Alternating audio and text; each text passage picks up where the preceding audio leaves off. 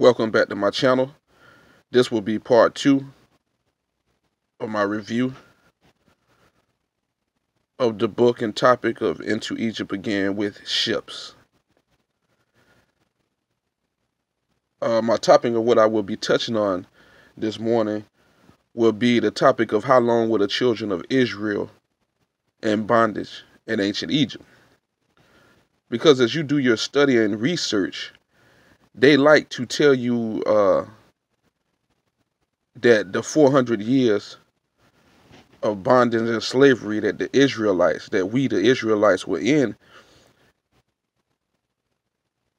was fulfilled and are being in bondage in ancient Egypt.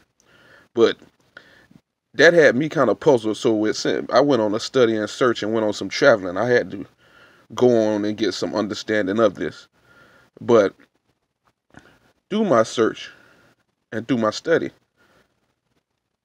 and as you do the same thing, you'll come to realize that the children of Israel were not in bondage and slavery in ancient Egypt for 400 years or 430 years. So this topic even has the scholars and those who try to make sense of this issue and like a quagmire. It had them confused. Either they're confused, or let's just say either they're dumb as hell, or they don't know what they're talking about, or even that they are in on the deception as well.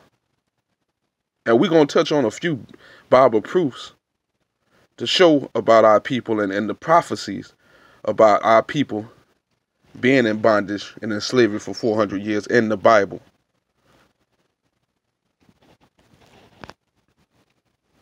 Okay, the first scripture that we will be going to show scriptural proof and evidence of the prophecy of the children of Israel being in slavery for 400 years is Genesis chapter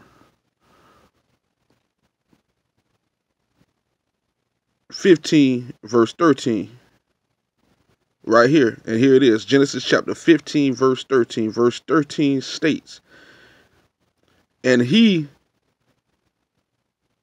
Yud-Heh-Wah-Heh Yahweh, said unto Abram, know of a surety that thy seed, your descendants, shall be a stranger in a land that is not theirs, and shall serve them and afflict them, and they shall afflict them 400 years.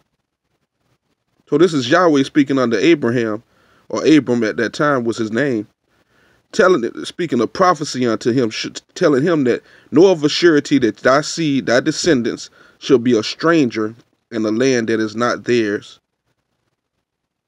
and shall serve them, and they shall afflict them 400 years, for 400 years. There's that prophecy of the 400 years of enslavement that the children of Israel would go into. But as you study and do your research, you will come to find out that the children of Israel were not in Egypt in bondage for 400 years. You will find out that they were actually in bondage in Egypt for about 215 years of actual bondage. Now, what the scholars will do, because they tricky and they like to deceive the people and those who are in on the gig and knowing the truth, is what they'll do is they'll try to apply this prophecy of the children of Israel and Abraham's seed being in bondage for 400 years to the Egyptian bondage.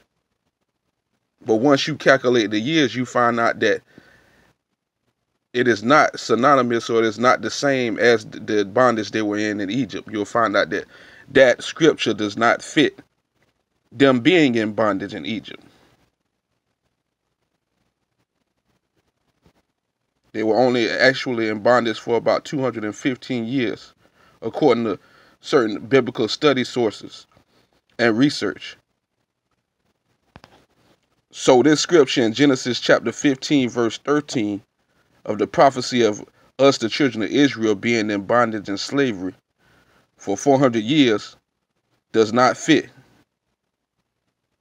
us being in bondage in Egypt in the Exodus. We have proven that fact.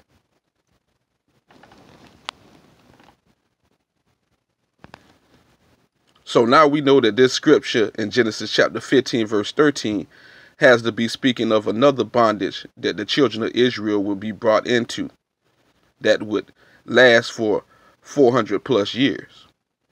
But it was not the Egyptian bondage. And we're going to go to some more scriptural proof to prove what this 400 years period was and when this 400-year period was and is. So our next scriptural proof, we'll have to go over to Deuteronomy chapter 28, verse 68. Okay, here we are. We're over in Deuteronomy chapter 28, verse 68, as you see right there, verse 68. And we will read to find out and to prove our point. Okay, starting at verse 68, we'll read.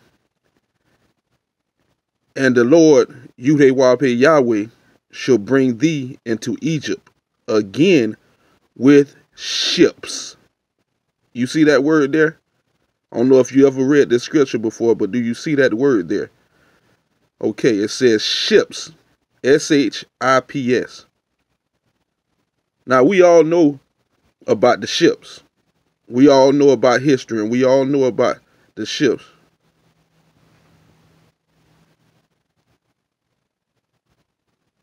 We all know about the slave ships.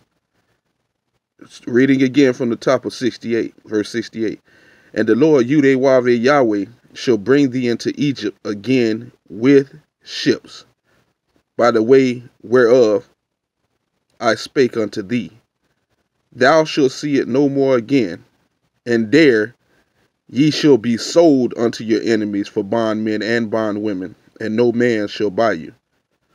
Okay, so we're beginning to see more and more of these two prophecies and the link of these two scriptures. Okay, the one in Genesis 15:13 said that we would be brought into bondage and treated evil for 400 years. Now this scripture in Deuteronomy 68 says that we will be brought into Egypt again with ships. Transatlantic slave trade, transatlantic slave trade, transatlantic slave trade. Okay. Also in the scripture, brothers and sisters, don't get caught up on the word Egypt. And the Lord Yahweh shall bring thee into Egypt again with ships. Because the word Egypt comes from the Greek word Egyptos. And the word Egypt itself means bondage, or the house of bondage. Now we'll prove that to you. Go to a scripture to prove that to you. So the word Egypt here in this scripture is a symbol of bondage, or going into the house of bondage with ships. And we will prove that by going to another scripture, and we'll come back. Okay, we're now in Exodus chapter 13, verse 3. For our scripture proof of the word Egypt, in Egypt being just a symbol representing our bondage and us being in the house of bondage, and meaning of the Greek word Egyptos as bondage, or house of bondage. Okay, we will read verse 3. And Moses said